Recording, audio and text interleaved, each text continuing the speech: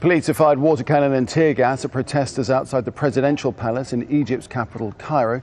It is the second anniversary of the overthrowing of Hosni Mubarak. Now the demonstrations are against his elected successor. That's Mohamed Morsi, of course. Shireen Tadros sent us this update. Well, for yet another night, we're seeing more violence just at the gates of the presidential palace and the street leading up to it. It all started earlier on in the evening when a few dozen protesters turned up at the presidential palace. They started throwing rocks and stones over the walls of the palace.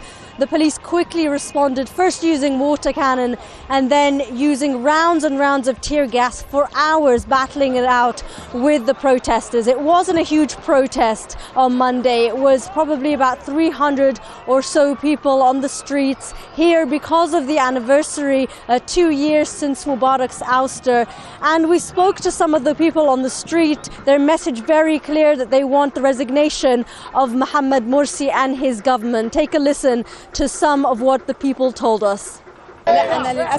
Unfortunately, I didn't protest during the January 25 revolt, although I couldn't stand Mubarak. But if I knew this would happen, I would have done something to keep him. I thought the Muslim Brotherhood would be just and give us our rights. Instead, they stripped us from everything we have. We don't acknowledge Morsi as president. Only a quarter of Egyptians elected him, and now he's killing his own people. He's causing divisions and hatred among them, and he continues to ignore their demands.